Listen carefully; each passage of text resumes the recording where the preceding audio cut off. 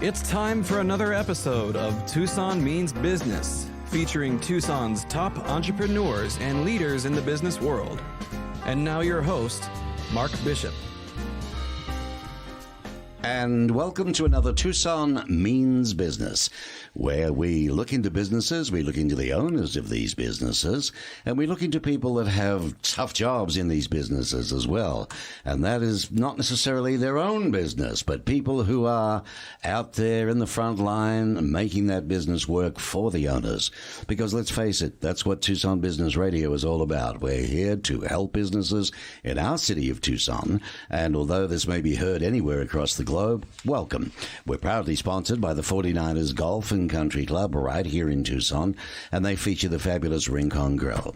My guests today are three ladies and three very diverse backgrounds and careers, I guess you could say. The first is Lillian Marino Martinez, and she's a senior representative with Lillian and Associates. They offer a little bit more than financial services. We're going to find out why did this female go into this particular business. I mean, it's not an easy business, so why? Linda McCollum, on the other hand, 88 Crime Program Director. Now, this is something new and exciting that's happening in our city. She heads it all up. It's a government deal, but there's a bit more to it than that as well. She's the Program Director, 88 Crime. Linda McCollum is her name, and we're going to be meeting her. And then we have Blue Eyes and I Went to War.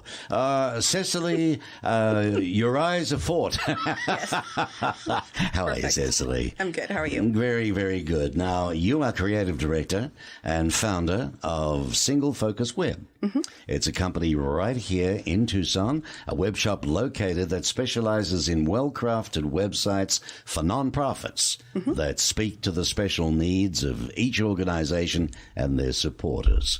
Wow, sounds like you do a lot. Welcome. Thank you. Okay. Did you grow up here in Tucson? Or I did, yeah. I'm a native Tucsonan. I moved away. I went to college in Massachusetts, but I ended up back here. Yeah, I mean, everybody seems to move away but come back, don't they? Yeah, it's Black Hole. It's a wonderful place. Yeah, it is a good place, and that's the, maybe the mountains are calling you. Immediately prior, though, to forming Single Focus Web, you worked for an international web firm called Corner Shop Creative, is that right? That's right. Now, apparently they had a wonderful reputation with larger national and international nonprofits for pairing innovative web design with usability focused on the special needs of nonprofits. How did you go about that? They're actually one of the first companies that focused purely on nonprofits as far as kind of their digital presence. And when I started that, they were just starting up. So I was actually the second employee there, worked there for a while. They still do great work, but they are quite a bit bigger and usually don't take on more localized nonprofits like we have here in Tucson, which we have quite a few in Tucson. I think it's around about 3,500 or something, isn't it? Interesting number. Well, you were the only second employee to be brought in during Corner Shop's early days. You were lucky enough to be able to really both learn and help shape the growth of Corner Shop. Yeah, it was really exciting. Wonderful experience for you. Would it be fair to say that that experience guided you into starting Single Focus Web? It sure did, yeah. A lot of what we did there and a lot of the kind of new approaches we took with nonprofits really led to the creation of Single Focus Web here in Tucson, which again focuses entirely on nonprofits here in Tucson. Now, even before Corner Shop Creative, you gained substantial experience with the Community Food Bank. What were you doing there, Cecily? I did their web presence, their website, starting on in the kind of early 2000s. They're a pretty big food bank. The Community Food Bank of Southern Arizona is a really kind of a neat one that we have here. And they were a little bit forward thinking, so they actually hired a web developer pretty early on. And we were able to raise quite a bit of money online for them. So. Yeah, I have that down here. When you say they were forward thinking at that time, was that sort of, it wasn't very common for a nonprofit to hire someone just for doing their website at that point, at least a local nonprofit. A lot of national nonprofits do. So, Well, you did a great job. I mean, I've got it down here on the research I found out. When you actually started with them, they were doing something like, just under $25,000 in yearly donations. You left at the stage where you helped them raise $1.4 million. That's right. Yep. That's not bad. It was pretty great. Yeah. Not That's just online. Does one say all online, right? Online collection. Man, that's a turnaround and a half. I'm going to find out a little bit more about that later. I really do want to know because that's amazing, isn't it, Linda? Huh? Yes, it is. 25. Remarkable. How does one go about that? Linda McCollum, 88 Crime, a Tucson native, but you too came from somewhere else. Not that Cecily did, but our next guest did. Lillian did. A lot of people come from other places and love Tucson, stay here. A lot of Tucsonans grow up here, leave, work career-wise, takes them around America, but then come back. Right. All right, and hopefully to be able to utilize the skills and whatever they've learnt and so on. What is your background starting out? First of all, where are you from? I was born in Idaho, grew up in Washington State, and after college, I went to Baltimore, Maryland. I lived there for about 17, 18 years, and then moved to Tucson. So in the time and that wonderful early grounding, there had to be something law-wise. I mean, one doesn't end up running a government department of 88 Crime, which we're going to find out all about, unless there's some sort of... Give us an idea of what you did career-wise. Well, after college, my very first professional job was a bailiff in juvenile court with little ones. That was eye-opening straight out of college. I bet you it was. From Spokane to Baltimore. That by itself was an eye-opener. Right. And then after I was a bailiff, I became a court commissioner in Baltimore City. And I was a court commissioner for almost 17 years. So what does a court commissioner do? In Baltimore, it's very different than what they do here in Arizona. In Baltimore, we had three primary responsibilities. One was to see defendants as soon as they're arrested. So a defendant was arrested, they were taken off the street, they were booked, and then they saw a court commissioner. The court commissioner determined their bail status, whether or not they're going to be held on bail or whether they're going to be released on their own recognizance. So that was one of our responsibilities. Another was to issue criminal charges. Wow. Yeah, citizens would come in and fill out a form and tell us the who, what, when, where, why, and how. We would determine the criminal charges, either issue a criminal summons to get them in court if we thought the defendant would appear on their own, or issue an arrest warrant and have the officer bring them in. Mm-hmm. And then there would be a bail determination. The final responsibility was to post bails. So we would do the paperwork for either a cash bond or a bail bondsman, or someone would put up their property.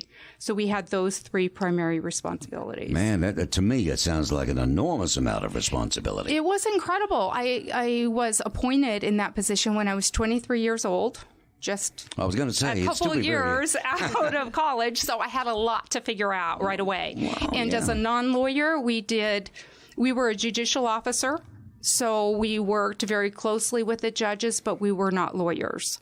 So we had to learn a lot about the law, to know the criminal charges, to know probable cause, and then determine bail, appropriate amount. That would be the side of it for me that would, how does a 23-year-old understand that I have the power to either yes or no for bail, but what that could mean for that particular person, their job, their family, their scenario? Right. You must have gone through an enormous amount of tearing your hair out, deciding which way to go. Absolutely. You know? And I never saw it as a power thing. I saw it more as I absolutely had to be impartial. I couldn't take sides. That's what it was all about. What is the fair decision for the community safety, right, for the defendant? Are they going to show up, or does law enforcement have to go track them down again? So it was really about impartiality and figuring out the right thing to do for both sides. Terrific. And that's what a judicial officer does. Thank you for sharing that. I never knew before, what that role was. I had heard it was a bit more involved than, sitting there typing out and filling out forms for your boss. Yeah, it was incredible. You had to do that. The Pima County Attorney's Office, the 88 Crime Tip Line that takes anonymous tips on serious crimes here in Tucson. The identity of the information provider or the tipster, it's kept anonymous. Correct. And the felony crime information is provided to a law enforcement agency for investigation. Correct. Now, if the tip leads to an arrest or criminal charges, the tipster, the Dobarina, may be eligible for a reward. Correct. Okay. This is the mission of 88 Crime. Absolutely. And it's to make Pima County and southern Arizona a safer place to both live and work. You have launched this. You know, you're out of the government office. You started this thing here, right? You've been at the coalface of it since its beginning. No, actually, it began in 1980. Oh. Yes, it's been in Pima County, in the Pima County Attorney's Office since the 80s. Well, I have never heard much about it. Oh, my gosh, it's amazing. There you go. It's so I mean, 9/11 incredible. is always the 911 is the, and it's not 911. It's a big difference from that. Absolutely. It's very, very different. So what 88 Crime does is 88 Crime takes the information and we keep the information provider anonymous. So we don't ask their name, their phone number, any of their contact information. We want the information on the suspect, the criminal, not the information on the provider. We take that information and send it to law enforcement, and then law enforcement does the great work that they do. They go out there and they solve the crime off of the anonymous tip. All right, we're going to come back in depth on that if it's okay with you a little bit later Absolutely. on, because there's a lot more to it. It's bottom line is, how's it going now? Wonderful. I love it. It's amazing. Okay. It is. It's incredible. Fair enough. Lillian Marino Martinez, how are you? I'm doing well. How are you? I'm okay. We don't need to call 88 Crime yet, is there? We're okay. Lillian, ladies and gentlemen, is a senior representative with Lillian & Associates. You offer financial services and a whole lot more. And you got into this business because you really are, in your mind, a people person. You love to help people. I do. Now, out of all the other opportunities you could have done in life career-wise, you went for this. Give us a little bit of background on you, if you don't mind. Of course. So, That like lovely you said- accent of yours, for starters, tells me that, what?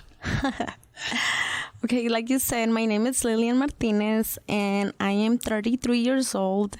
And I was born in Nogales, Mexico, and I came here to the U.S. when I was 19. And, you know, I always wanted to, like, become, you know, a better person. I graduated high school, and I did go to college, but I dropped off like 1 year after because, you know, it's expensive. And unfortunately, I didn't have the research to keep going. So I came over here to, you know, like look for like a better life, better opportunities. And it wasn't until around 5 years ago that I was brought with this opportunity. So I've been trying to build my own business with this company on and off. Like this is like the third time that I come back. But this time it's different because before it was like if I didn't believe in myself, like I would let people bring me down. I would let people like talk me out of it, saying there's no way that I can do this. And at the end, like in my heart, like I really wanted to do it, but it was like I would just let people, you know, like decide for me if that's what you can. If that's what you can say. That's wonderful. That's good. No, you stuck to your guns. But now, after studying for like a long time, I finally passed my test and I got licensed through the state. And I'm ready just, you know, to keep going. And you know what? People still make me feel bad, but I don't let them anymore. You know, I'm just going to keep going and I'm never going to give up. Let's never give up, number one. And, you know, I still cop that from people, believe it or not. It's a human trait, unfortunately, in our society. There'll always be somebody ready to put you down, you know. But when they start all that jazz, Lillian, just say to them, would you like to pay my taxes? You know, Right. Would you like to pay my rent? Exactly. Like people just talk because they're people, but they don't really know exactly what it is that you go through like every single day of your life. Well, you've done well. And I could go a million ways with your background and coming to America, with right now with hot topics as they are. But we have 3 golden rules on our business radio network across America. We don't talk politics, we don't go into religion, and we don't go into sport. We're about, because a lot of media leans left or leans right.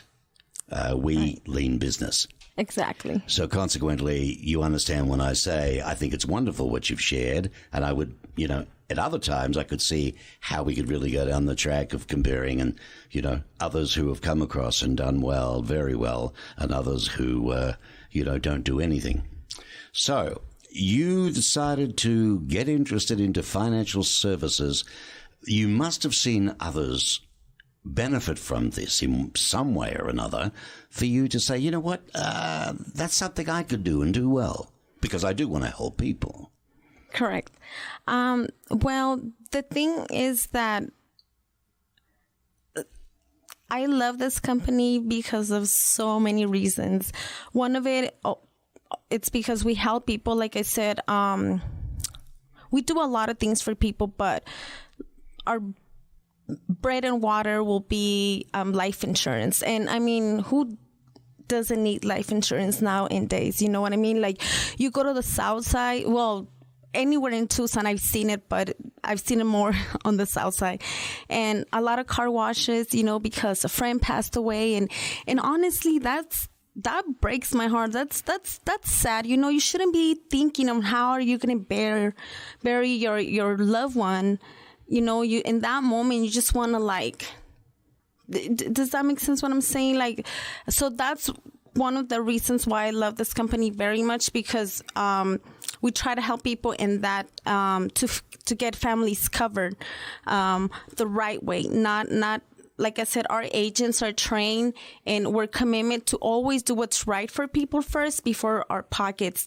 And whatever I can do that can help somebody else. And then on top of that, I'm going to make a little bit of money. Why not? You know what I mean? So you do right firstly, then the money will come. Exactly. But it's not the priority. That's nice to hear. That's a very good philosophy if one can stick to it. You help families predominantly. Exactly. Right. We also help them to get financial independent. We also help them to have access to legal services for just like $29 a month. So there's a lot of things that this company does, and I just love it. What about trying to get people out of debt? Do you deal in that as well? Yes, we do. We have in our company we have what's called an FNA. So it's a financial needs analysis, and this is like a GPS that will find the problem and will help you fix it. And the amazing part of this is that we do this for our clients for free. So we don't charge them. So we go, to your house. You give us all the information. Like I said, we use what's called the FNA, and we'll find the problem and we'll fix it. Just like that. Just like that. I love you. That's good. Cecily, I'm really, really, I've got to know, and I think you do too, Linda, how does one turn 25,000 into 1.4 million online? Raising funds. What did you do? What's your magic?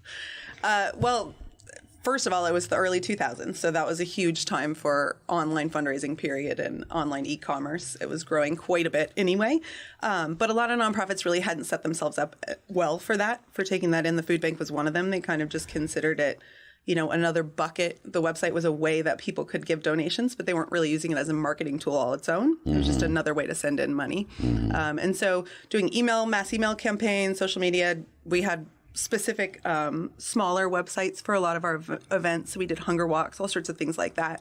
So we really used it as the marketing tool that it is.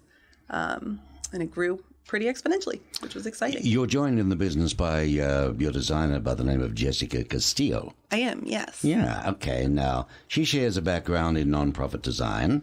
Yes. And as you like to say, she's absolutely magic. She is magic. She's my favorite designer. Okay. Before I worked with her, she was my favorite designer.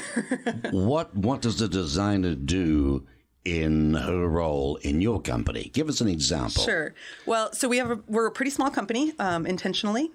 We focus really intently. We only take a few websites at a time, and then one person owns the whole project. So the easiest way to say it is she does what it looks like, and I do how it works. So I'm the developer, and she's the designer. So she puts together kind of all the visuals, and then I actually build the sites, and we both project manage. Cool. When you say small, deliberately keeping it small overheads, no doubt.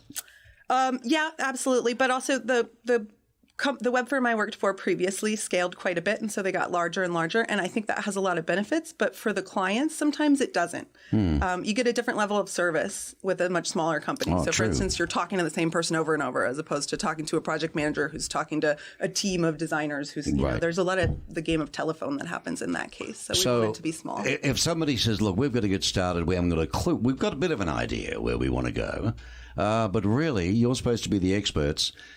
Do you sit down, the both of you sit down on that initial briefing? Yeah, absolutely. We do a discovery meeting as kind of the first step. So Okay. once we have a client, so first we do kind of a proposal process, which we do a strategy review of a current site and tell you what we think we could do and what we think we could get you a better site and what that could do.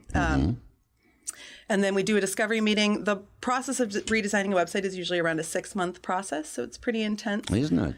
We go through a bunch of different phases, starting with kind of site mapping. So we look at all what's on the current website, what they currently have going on, any Google Analytics or statistics like that anybody has. Wow, Linda, here we go. We start talking jargon now. Hey, Lillian, Google Analytics. No, you got to know your business, right? And that's where it is today. It's not like it was it 20 years ago? No, it's valuable information. It's another world. At Single Focus Web, your company, that you specialize with nonprofits, what do you pride yourself on? The biggest thing you pride yourself on? The biggest thing we pride ourselves on is our websites, because they're amazing.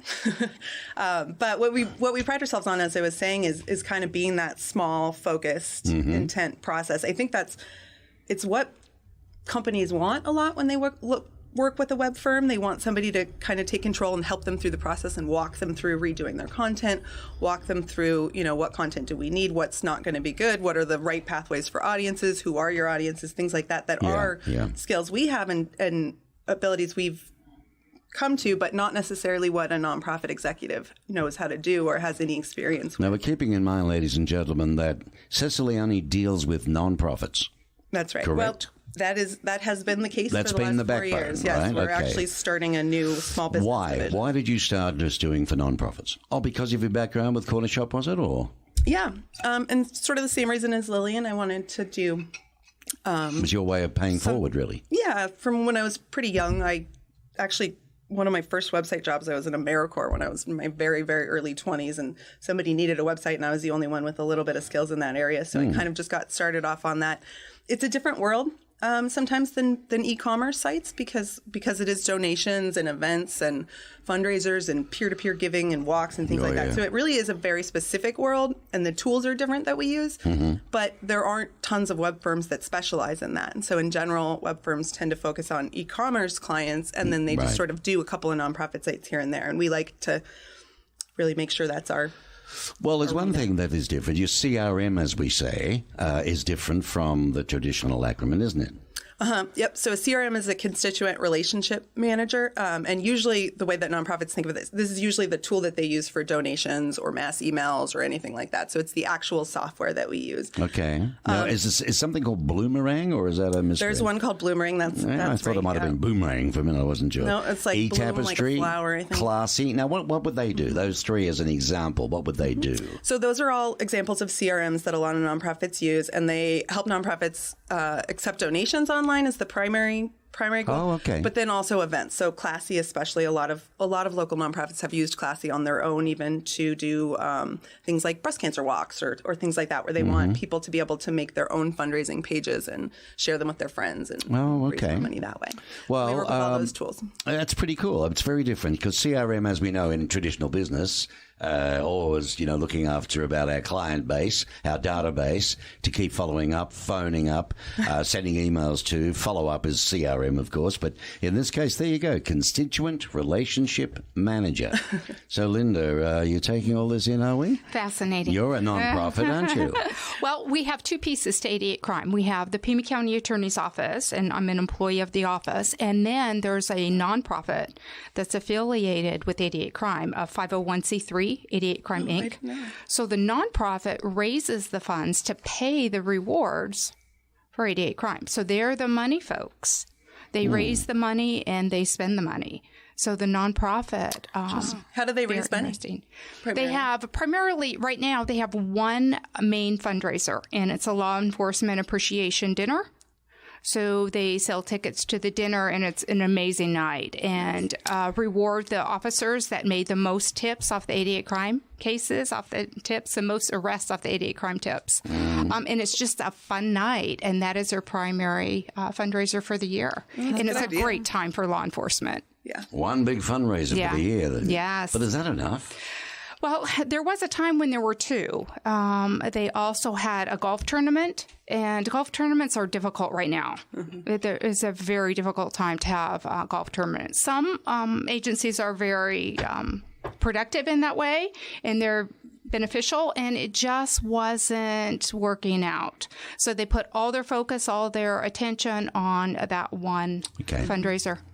How can a person give a tip to 88 Crime? And why would they be giving a tip anyway? Give us an idea of what will promulgate me doing this. There's so there's three ways a person can give a tip to 88 Crime, and they're all three anonymous by phone. Just pick up the phone and call us. We don't have caller ID. It's a specific line. We don't ask for name or contact information, and we can take the tip by phone. We can also do a web tip. You can go to our website, and there's a little link, submit a tip. Hang on a minute.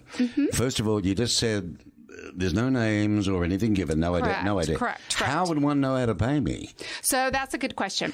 When the first contact is made, whether it's, we also take tips by mobile app. So whether it's mobile app or web or phone, we work it off of a tip number.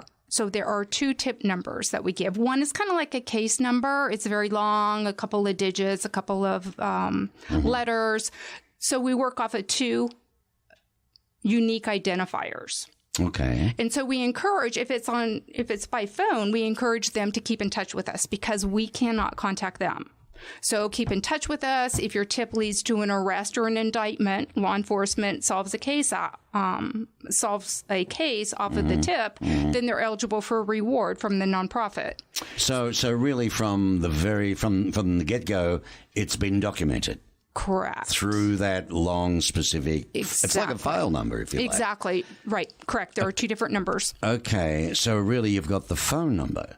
No, we don't have the phone number. Well, how would you know? If I don't give you a right name or an address or any other form, correct, but I call you and say, look, I know the guy that robbed that bank. Perfect. Okay, perfect. And this is who it is. See you later, right? Right, correct. And we'll say, thank you for contacting us. Here's your case number. Here's your tip number. One very long tip number. That's the one. And then there's a second number. We work off of two different numbers. So we encourage them to keep in contact with us. And when they call us back, then they need to give us both numbers so we can identify that person. So we can match, not identify, we can match that person with the tip that they provided. So if that leads to an arrest, law enforcement contacts us and said this particular tip number led to an arrest, then we take both numbers that we gave to the information provider, we put it on a check, an actual check. We make it out to one case number, a memo, the other number, tell them what bank to go to. They'll go to the teller. They give them both unique numbers, and the teller hands them cash. So there's no exchange of even names, that's private. Signatures. Absolutely. No one knows I've gone to the bank with that check scenario. Absolutely. They can follow me. Absolutely. What does come to mind for me, though, maybe, Cecily, you've thought of this too. How long between drinks? How long does it take for something to finish up and be found to be true and become a case and become an arrest and become a conviction and all of this before one's paid? Very good question. So part of it depends on the type the tip it is. So if it's a fugitive, a bank robber that law enforcement has already identified, and there is a wanted poster, so to speak, out there. So law enforcement will do that. Do you know this person, a bank robber, call 88 Crime, give them the information. So we will get the name of the individual, the suspect, and where they're located, ideally, send that to law enforcement. And law enforcement, especially in the robbery cases, they're right on it. If a suspect is known to be at a location, they know they need to make that happen right away before they move on. There's an emergency thing As soon as law enforcement tells us this particular tip led to an arrest, that case will go to the board of directors. The board of directors, the nonprofit, they meet every month. So every 30 days, roughly, they'll meet and they will make a award determination, and that check goes to the bank within a week, and the information provider can pick it up. So the quickest turnaround time with immediate response and action could be about 35 days, perhaps. Okay. Well, that's not too bad. Yeah. No, I mean, not bad. How much money can a person get for a tip? The largest dollar amount up to $2,500. Okay. And that's typically for your homicide cases, your very, very violent cases, which would be the highest dollar amount. Are tax dollars used to pay for these rewards, Linda? Or? No, they're not. All of the rewards come from the nonprofit, the 501c3. And that's where all those events that you do, or the one big one, is important. Correct. So it would encourage people to go. What types of crimes can be reported to 88 Crime? The most serious, 88 Crime is for community safety, our safety. So the most violent crimes, that would be your homicide, your robberies, your home invasion. We also take tips on fatal hit and runs. On a lot of tips on felony drug sales. Really? Yeah. The drugs, the money, the weapons, that's not a safe environment. Well, so I saw someone stealing a bike a couple of weeks ago, and I actually took a picture. Would that be too small, do you think? Typically, we don't take a bike type offense. Yeah. Now, if there's a person that, like a theft scheme, perhaps. That would put it up more in a felony range. But a bike off of a porch, that's typically not something we work off. It's really sad. Not a crime of violence. It's important, no doubt. Yeah, it is important, particularly to... Well, I just happen to know of cases that they say for a long time it was the pride and joy of the child. It was important for him to get to school. All these other wonderful things. And yes, it's only a bike. But they never got it back again. Right. And you're right. That's... and yet I can tell you who took it. And here's even a photograph. Right. Well. And that information is essential for law enforcement. It doesn't mean it's not important. Mm-hmm. It just means we have to really manage our resources, of course. Our funds, our time. But definitely that's something law enforcement needs. And it sounds like you just solved a case. Well, so we need to get that information to the right person. What about some of the families that you help, Lillian? You hear of cases like that, stories, all sorts of things? Yeah. Sad, huh? You do become you do find a lot of very, very really bad stories, especially with the family. I mean, it's always hard to lose anybody, but when you hear stories about family losing young kids, it's just heartbreaking. Especially, I have two and they're still little. My son is 2.5 and my daughter's 5, and I just could not imagine. What are their names? What's your little boy's name? My son, his name is Alexander, and my daughter, her name is Angelique. And 2 A's, huh? Yes. Hey, Alexander and Angelique. Lovely names. Let's talk on a brighter note. What about how do you help retirement people? What do you do to open up doors for them to give them a bit better life? So we tell them to start investing young, and the reason why will be because that way they don't pay the high cost of waiting. And I mean, I could go a little bit more deeply in that, You can go in depth a little bit, yeah. You have a good 30 seconds. So we kind of like teach them how to like an example. If you start at saving, let's just say $89 at 25, and if we put that in a mutual fund that's, let's throw a number at a 9%, by the end of your retirement, you could have $500,000. Isn't that amazing? I mean, you start 25, you only need to, invest, or you can say put in a mutual fund $89, and by the time you retire, like, you will have $500,000, just like that. So we kind of like teach people how to do, all that. We love teaching people that we focus on that. It sounds like mucho money to me, I tell you. Never mind mutual. Right. So you enjoy that because, I mean, how many 25-year-olds do you meet that realize they've got to put money away if they want to have anything later?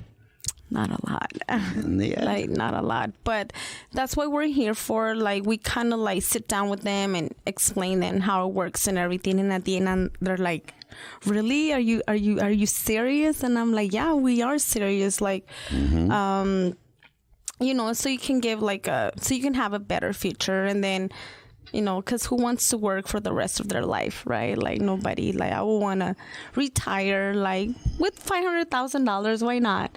But then we also tell you that if you wait, that's why we call it the high cost of waiting, because like I said, if at 25 you save 89, but then if you wait just 10 more years, so you start saving at age 35, you will have to save double, which is $224 to get to your goal, which would be $500,000. So the more you wait, the more you have to save. So that's why it's important to start young. All right. Now, I believe there's also an opportunity of you helping people that you like to do to earn extra income. Is that right? How does your firm work with that? How do you offer that? That's right. So this is the second reason why I love this company so much, because like I was saying before, we don't even ask you for like a high school diploma here. And we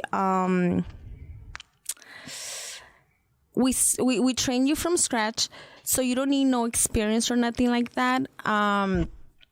What I do tell people is, if you're going to do this just because of the money, I'm going to let you know right now, it's not going to work out. You have to like to help people. Like, you have to want, and like, you have to love to help people, or at least like to help people, because if you're just going to do it for the money, it just doesn't work like that. Like I said, with us, it's very important that you think about that family first, instead of be thinking, oh, how much money am I going to be getting out of this policy? Do you know what I mean? I know exactly. Because it happens. It happens a lot. But, I know that we do the right way, the right thing for people 100% of the time. The company's Lillian and Associates.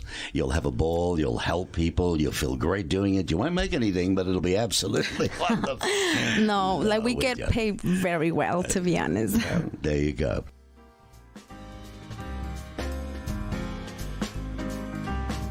You're listening to Tucson Means Business on Tucson Business Radio X right here, coming out of the Stewart Title Building on Broadway. And, of course, we're proudly sponsored by the 49ers Golf and Country Club, a wonderful course and wonderful club here in Tucson. I have the Director of Memberships and Tournaments, Casey Polivjak. Casey, tournaments are a big thing for a golf club. Absolutely. We are a semi-private club, which means we have membership available, but we also are open to the public. With being open to the public, we welcome nonprofit tournaments, fundraisers, We specialize in groups from 4 to 144. See, this is an important thing, isn't it, in the community? Companies would love to do something for their staff, something that's different, but they don't want the course to be too hard, and they want it to be friendly. They want the service to be right, and the atmosphere to make it a really fun day. Mm-hmm. Yes, absolutely. And that's what you strive to do, isn't it? It's part of your whole job, really. I think that's what we specialize in is the...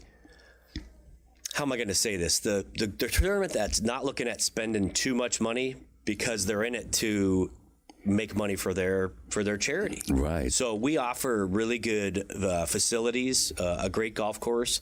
But I'm going to be honest, it's not the best golf course in Tucson. It's not the nicest facilities, but everything is good out there, and your guests are going to have a good experience because of the value that they're getting for the cost of the tournament. There you go. That's an important factor. It's all very well, wanting to have a great day out for everybody, but if it breaks the bank, then it defeats the whole purpose. Absolutely. And if you're trying to raise funds, which is an integral part, because Tucson seems to be a wonderful place for raising funds, there's so many people who support so many wonderful causes. Mm-hmm. And there is a lot of, great causes out there. And, people they kind of come to a fork in the road. You got school sponsorships that, booster clubs. There's so many fundraising possibilities out there that we really have specialized in golf tournaments for people and helping them maximize the amount of money they can make. Mm-hmm. I've put together a brochure to help people that have never run a golf tournament that will kind of take them from step one until the day of the event. That's very, very good. If people from somewhere now, maybe they're moving into Tucson with a new business, new company, whatever, how can they get hold of you directly? They can call me directly at 520-749-4925. Extension's 212, but we recommend you go to the website. It's a great way to get information about the club on not only golf tournaments but membership. That website is 49ercc.com. FORTYNINERCC.com. There you go. Casey Bolifchak. He's the Director of Memberships and Tournaments. He's the fellow to speak to. Now back to the show. It's Tucson Means Business. And I'm glad you're on the show, Lillian, because, this is your first time on any sort of public appearance whatsoever, and you're doing a good job. I'm so nervous. No, don't be nervous. And this is what it's like to start at one end of the scale, like your very first career position. Thank you so much, Mark. I really appreciate. Well, that's good, because then we have Linda, and we've heard her story, what she's doing, and of course Cecily. And when we come back, we're going to delve a little bit more into companies, onto the non-profit side of things, because I believe, what was it? I think I heard it the other day. In America, this year, I think we're down 10% overall on non-profits gaining their annual budgets that they need. So it's a hard industry, and there's a lot of choices. So the work that Cecily does is as an example, and then we've got the view from Linda being a non-profit. So we're going to delve into that, and we're going to do that when we come back from this break. So, as I was saying, Cecily, how about you name a couple for us here in Tucson of people that, well, you've been fortunate enough for them to want to work with you because they've trusted you. I think that's an industry, when it comes to not-for-profits, that trust is a big thing. Yeah. And to name a few of the clients that you've been lucky enough to gain their trust, let's have a look here. Habitat for Humanity. Mm-hmm. That's a big cause. Casa de los Niños, right? Casa de los Niños, yes, that's the children's, no, it's not the Children's Museum at all, but the Children's Museum is another one. That's true, yes. Isn't a it? different client, yes. Yeah. What's Literacy Connects? What was that? Literacy Connects is a great nonprofit. They do literacy training, obviously, for both adults and children. Right. Lots for adults, for immigrant populations, all sorts of stuff. And they work with tons of volunteers. They're amazing. Everybody check out their website. Well, how would you sit down, and we will, that's why I'm mentioning it. But how do you sit down and create this one as an example? They're a great example. So they're actually an interesting nonprofit. I believe that they were formed when 4 maybe other nonprofits bonded together to become Literacy Connect. So they were, but I'm totally wrong on that number. Don't quote me on that. But it was a bunch of nonprofits that all focused on literacy, and they realized they were kind of, duplicating work, and they didn't need to be, and maybe they could better use their Get resources together, by yeah. wanting, which is a great idea. And so they had a website already. It was quite old, and unfortunately, it had a problem that a lot of nonprofits' websites have, that it was just this old, huge, mini-paged behemoth that really nobody was using because Right. it was hard to find the information. And if you did find the information, you had no idea if it was accurate or current or anything like that. It was hard to make donations. It was hard to find things. And the people that wanted services, there weren't a lot of tools for that online. So they weren't able to find classes, which they do regular adult education classes. And so it's important for people to be able to find those quickly. So we worked with them to kind of figure out who their different audiences were, and then what they needed to get from their website, what would help them. And we put together the website with those things in mind. And, for their it audiences. looks nice. It's done a good job. A very important one is the Emerge Center against domestic abuse. Yes, and we're actually working on that currently, so we haven't launched for them yet. We're still Children's clinics, the True Concord Voices and Orchestra, and many, many others. So that's quite a lineup, isn't it? Yeah, we've been lucky. So what is the benefit, do you think, of a new website now in 2019?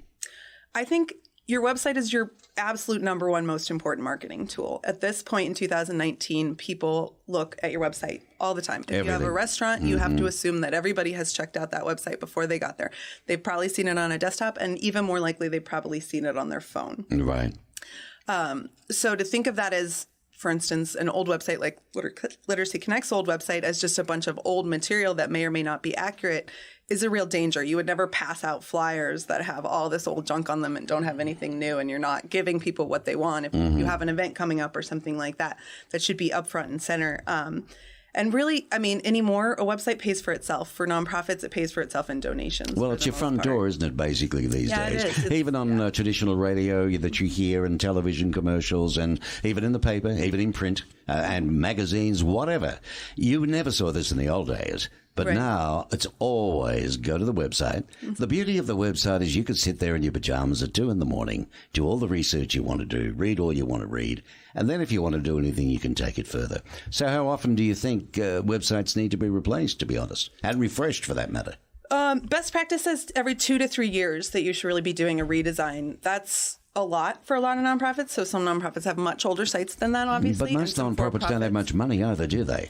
That's true. And that's the thing. When we talk about a redesign, it doesn't have to be a complete redesign. So if you Right. put yourself in a good tool, for instance, WordPress is one we work with a lot that you guys have probably heard of, a good CMS tool, you can do a redesign quite easily every few years, or just keep it fresh the whole time, do new homepages, things like that, without starting from scratch. Well, without that's having to spend important the because whole thing. dummies like me, the non-techies, I mean, we still like to be interactive and effective websites, but without having to pay a fortune for it. Certainly. Yeah. You can't afford to do that. What do you think differentiates single-focus web from the other choices people have right here in Tucson in web development? Sure. Well, I think number one is that we focus on nonprofits, as I said. But the most important difference, I think, between us is how we run the project, so that we do have a very small place and we have one owner per project. So in larger firms, it's usually a team of people working on your project. You have one project manager that's usually not a technical person. And you're sort of describing to them what you want, and then they're describing to another team of people who are describing it along the way. And I think a lot can get lost in that. And having the kind of service where your developer is actually talking to you and going through the process and talking to you about different solutions for the problems that you see, it can just get you such a more useful website, I think. And I think that because of that, we bill a little bit differently as well. So a lot of web firms, they charge based on scope. So if you decide you want some new functionality halfway through, so if we're talking about your audience and I say something to you like, well, it would be really great if we could make a contact form that automatically emails these 3 people when this person fills it out. Another web firm would say, oh, well, unfortunately, we didn't plan for that, so we have to charge extra for that scope. Right, and okay. obviously, nonprofits can't budget for that very well, and they tend to have stricter budgets and have to do yearly. So we just do a full project thing. There's no scope, extra charges, whatever functionality would benefit the nonprofit, we do it. Sounds amazing, doesn't it, Linda? It does. It does. Speaking of Linda McCollum, it's anonymous. Not her, but 88 Crime does. What law enforcement agencies does 88 Crime work with? We work with the Tucson Police Department, Pima County Sheriff's Department, U.S. Marshal, Department of Public Safety, Marana, Oro Valley, all of the agencies in Pima County, and we also service Santa Cruz, and they don't have anyone. So it's all about helping where you can. Interesting. Yeah. I think it'd be fascinating to get some stats from those people. Maybe you could work with me if we did a special show based on all those that you just mentioned to share the experiences that they've had, how it's been working for them, what they're doing. That's what you're out and about doing all the time, seeing these people, isn't it? I mean, Sure. Most of our work is right here in Tucson. Most of our crimes are in Tucson. If we do get information from Santa Cruz, we'll definitely take it, send it out to their law enforcement agencies, and work with them in the same manner. And the board would pay a reward if a tip did lead to an arrest. But most of our work is right here in Tucson and Pima County. but in saying that too, for anybody listening, wherever you are around the world and you're thinking of moving, there's not much crime here in Tucson, so you're most welcome here, you know. Okay. It's a wonderful place. 88 Crime is not a substitute for 911. It's That's very correct. different. Correct. If it's anonymous, how does the tip to get the reward, as she explained before? Just mention briefly again, please, Linda, how that works. Somebody gives a tip, it's anonymous. Correct. And it can be anything at all, you know, except bikes off of what we call a small, you know. Sorry about your bike. That system works. I want to know I'm totally secure that no one could ever find me if I gave you that tip. Right. And we don't ask. So we don't ask your name. We don't care to take your name or your information. So if you were to call us and say, my neighbor is selling drugs, the information that we send to law enforcement is not that the neighbor called in. We would take the address, we would take the information on the suspect, and we would give that to law enforcement. The only way that we identify our information provider is through those tip numbers. So if they're calling back to give an update on that information, we go off of those tip numbers. In order for them to get their cash reward, we go off of those tip numbers. Okay. So well, there you have. You've heard it. I mean, it's pretty safe. it is. We do our best to make it that way. We want people to feel safe and to be safe. That's really what we're all about, is a community safety. And why would a person give crime information on someone that they're afraid from? Well, that was going to be my next Right? question. The only thing that really concerns me, like you just said before, you know, my next door neighbor's doing this or doing Exactly. that, when really it's a lot of hogwash. You know what I mean? He mightn't like the neighbor. He might assume that there's something going on. That's true. I think most of our... Are there stats at all on bad calls or dummy calls? I think that's going to be hard to detect. And the reason being, we send that information out to law enforcement. They're good people. They know what they're looking for, and they know how to solve crime. So we'll send that information out. Let's say a drug tip, because we get a lot of drug sale tips. So they'll go out and they'll take a look, and they'll come back to us and say, we did not identify the activity that was mentioned in the tip. So I don't know that that necessarily means that it was a bad call. Right. Maybe they just didn't see that action. Maybe they went to California to pick up drugs. I mean, I really don't know what the circumstances are, but I feel that we get a small number of tips that are absolutely not true. Well, that's good to hear. And it 'Cause, could- yeah, that would do damage to the service, I would think. It could be. I mean, you can imagine a guy next door, peering through the blinds as the fuzz turn up. Right. They want to inspect this particular guy next door to him because the tip was there. And, if he says, ooh, I hope we're going to make some money here. You know what I mean? But it's a lot of rubbish. Correct. I mean, you've just got to be careful. People do strange things for strange reasons. They And do. it sounds like that 99% of what you're doing is doing a great job. And, we want to keep it going. How do you raise funds? Well, that's what the nonprofit does. So the nonprofit, Just that one big event? yes, they're doing the one incredible. big event, and they may decide to branch out and maybe do a few more, maybe add a second event. What are the contact numbers? If people, you're open to speaking to people, aren't you? If they call you directly? If people need to speak with you to get involved or help in any way? With the 88 Crime, absolutely. Okay, so how can Absolutely. people contact you? They can contact me off of the office number, 727 Is that the 724 number? Yes. 5617. Okay, Correct. so that's 520-724-5617. Correct. What about websites? Is it just the 88crime.org is probably the best? Yes, and that website is quite amazing. So we have flyers up there. There's a tab that says fugitives. The fugitives are individuals that have arrest warrants out for them currently. So if you see this person, you can contact us and tell us where they're located. We'll send that to law enforcement, and they'll go out there and attempt to make the arrest. We also have another tab that's called cases, and those are the unsolved cases.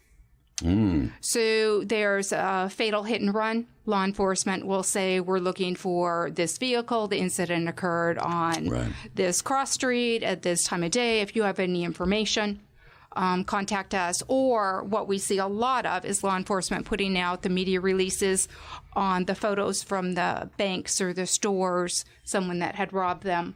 Some of those pictures are pretty good. Yeah. And when they're clear, we have a great rate of solving those cases. Fantastic. Well, you do a great job, and keep it up. Pima County Attorney's 88 Crime Program. Linda McCollum was our guest in reference to sharing that story with us today, because a lot of people don't know about it, really. You know, I think what you're doing now is very different to what happened in the 80s. And 90s in reference to this, you know, because now you're doing it full bore. Lillian Marino Martinez, good luck with your career. Thank you. I appreciate it. Is there anything that, one last question for all of you, I'm going to come back to you in a second, but you think about this. You've told me how much you love this company and you wouldn't do anything else, and you're too young to think of anything that's changed your mind. But if you've got any advice for young people, perhaps who may be listening to you on this particular show, you think about maybe a little bit of advice you'd like to give them, and we'll come back on that. All right, and the same with Linda. We'll do that. And we're going to do the same with Cecily, but I just haven't quite finished yet with Cecily. There was another one or two questions that was bugging me. I didn't quite finish off on something I wanted to ask her. Well, for starters, your phone numbers and addresses, and where can people contact you? The easiest way is singlefocusweb.com. Single Focus Web. I like the name, actually. Thank you. It means I'm zeroed in, yes? Yeah, it's partly because we're zeroed in on nonprofits, but partly also because we one person owns the project, and we really focus on the projects and do only a few at a time. So. Well, I what do you think, Linda? I like what I've heard, what they do. Amazing. You know? Amazing. Wonderful, because keep up the good work. Oh, thank you. You're certainly paying it forward. There's no doubt about that. Specializing in doing websites, and it's more than just the websites. It's talking marketing as well, and really supporting nonprofits. And that's what they do. Creative director and founder, actually, of Single Focus Web was our guest today in Cecily Uriza Fort. And it was lovely having you on the show. Thank you so much. You are on Facebook as well. What's that address? Good question. Single Focus Web. Facebook.com/Single Focus Web. Of course. It's easy, isn't it? Yeah. And then you've got the URL is probably the best way to go. Yeah, and really there's a contact form on there too, so it's pretty easy for people to get a hold of us. Yeah, and you're welcome to call me. It's 520-245-5819. But Single Focus Web, you can also see some websites we've done and that's a good thing. Like that. That's a good thing, being able to have a look and have a squiz, as they say, and see what you've done.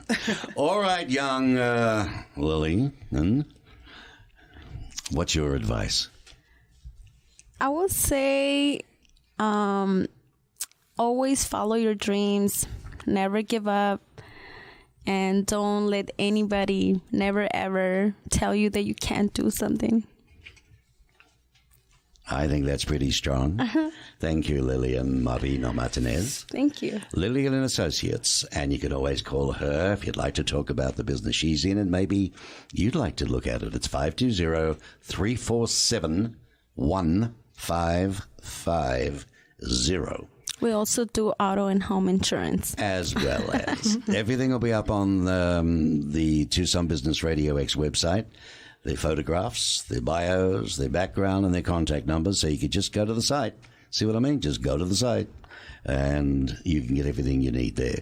What about you, Linda? If you were giving advice now to somebody? We're all one community. We're all in it together. We all need to be safe.